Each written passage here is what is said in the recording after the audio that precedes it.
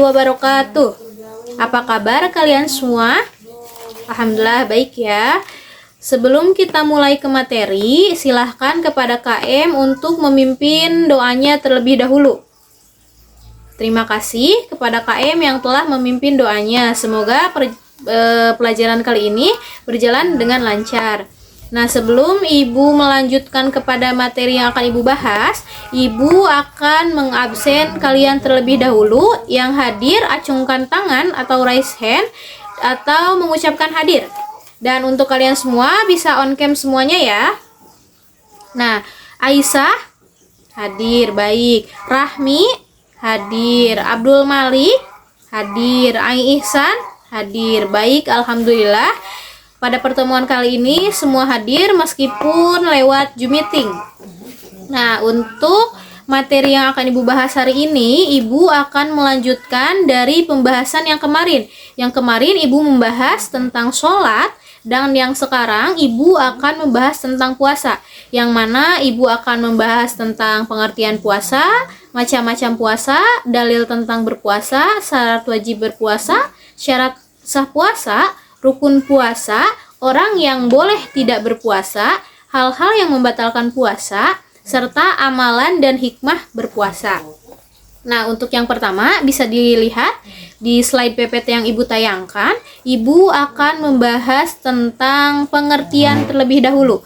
Nah, pengertian puasa. Pengertian puasa ini menurut bahasa adalah as-saum, yang artinya menahan diri dari segala perbuatan. Sedangkan menurut syara atau menurut istilah, puasa ini adalah menahan diri dari segala hal-hal yang membatalkan, mulai dari terbit matahari hingga terbenamnya matahari. Nah, itu untuk pengertian puasa.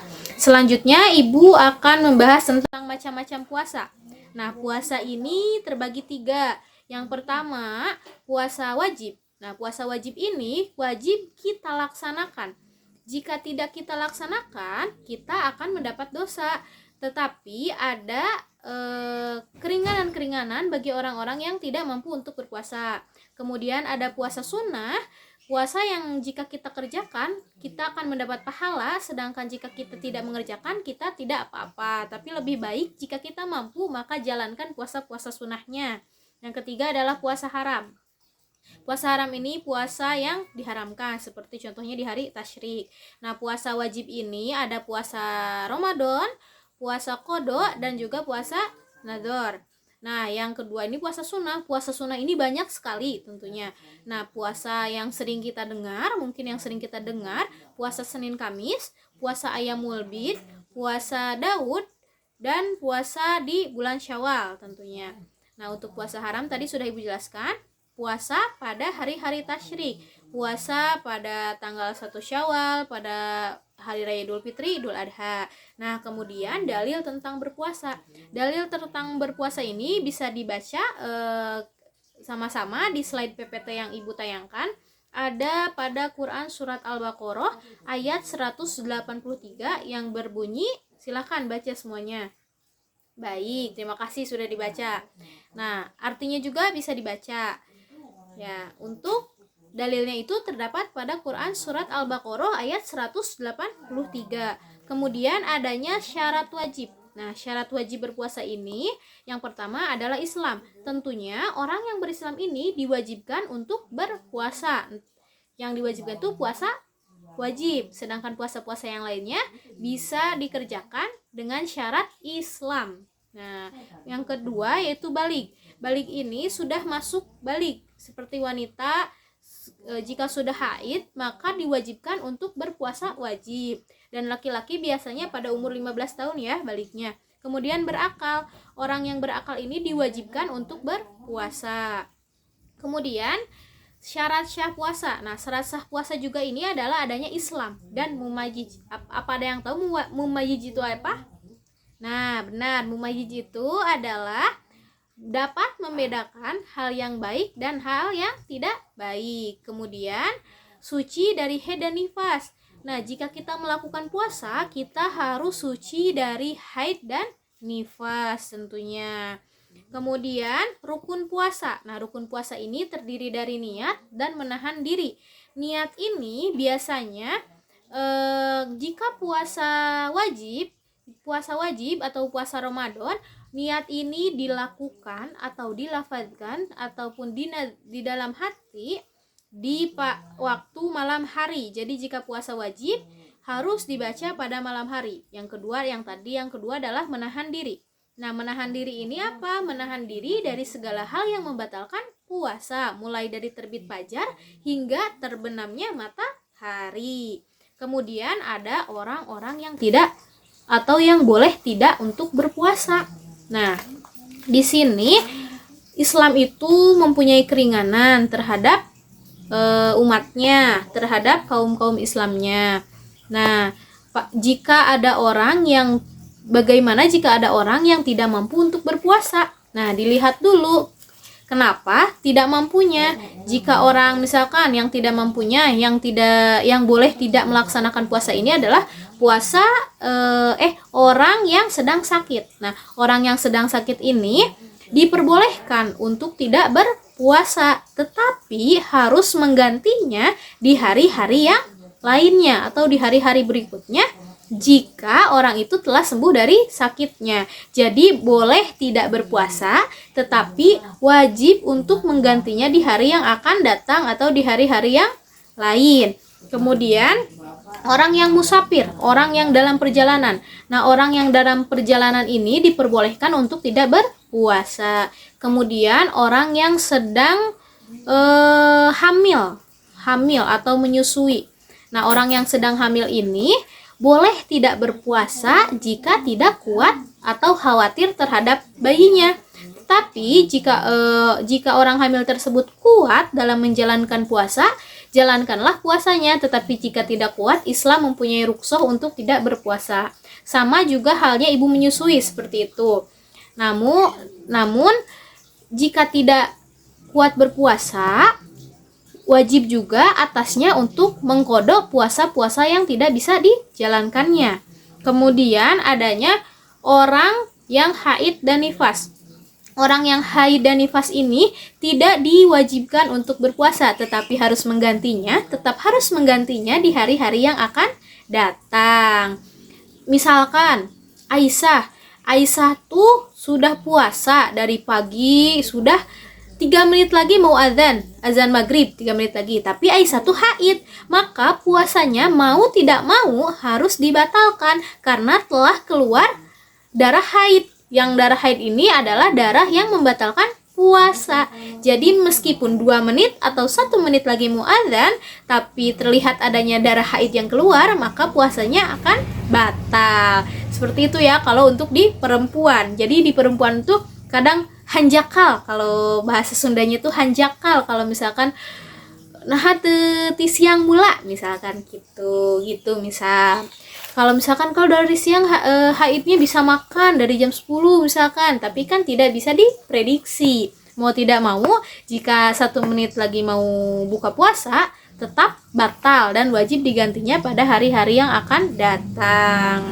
Itu adalah orang-orang yang boleh tidak untuk berpuasa. Kemudian hal-hal yang membatalkan puasa. Nah, bisa dilihat di PPT hal-hal yang membatalkan puasa ini adalah misalkan murtad tadi ya, murtad itu keluar dari agama Islam. Terus hal-hal yang membatalkan itu haid dan nifas. Seperti itu bisa dilihat ya di PPT yang Ibu tayangkan.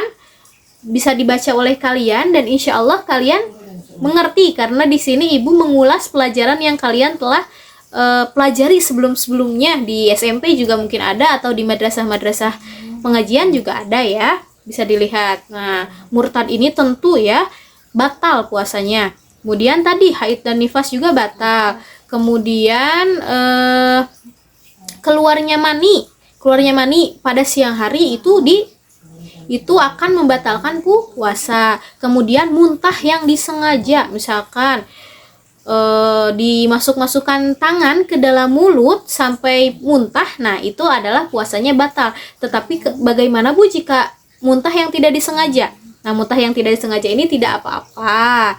Namun jika sakit, pasti kita semua jika sudah muntah pasti ingin minum. jadi puasanya itu batal. Nah, seperti itu. Tapi yang dibatalkan sekali, yang membatalkan banget yaitu dimasukkan jari misalkan ke dalam mulutnya dan itu akan muntah dan itu adalah puasanya yang batal. Itu harus menggantinya di waktu-waktu yang lain. Terus amalan-amalan yang dilakukan ketika bulan puasa apa aja sih, Bu? Nah, di PPT di sini dilihat ada 3 gambar. Yang pertama itu apa, gambar apa coba? Gambar berbuka. Ya, betul. Berbuka. Nah, amalan utama itu adalah menyegerakan berbuka. Kalau bisa dengan yang manis-manis seperti kurma. Kemudian apa? Membaca Al-Qur'an. Nah, pada saat berpuasa ini bukan diwajibkan ya. Pada bulan puasa ini perbanyaklah membaca Al-Qur'an. Nah, kemudian ada apa lagi? Sodakoh. Nah, ketika bulan puasa, sodakoh dan baca Qur'anlah yang banyak. Insya Allah pahalanya akan berlipat. Kemudian ada lagi nih, mengakhirkan sahur. Jadi tadi mah menyegerakan berbuka, kalau sahur mah diakhiri. Itu adalah sunnah dari puasa.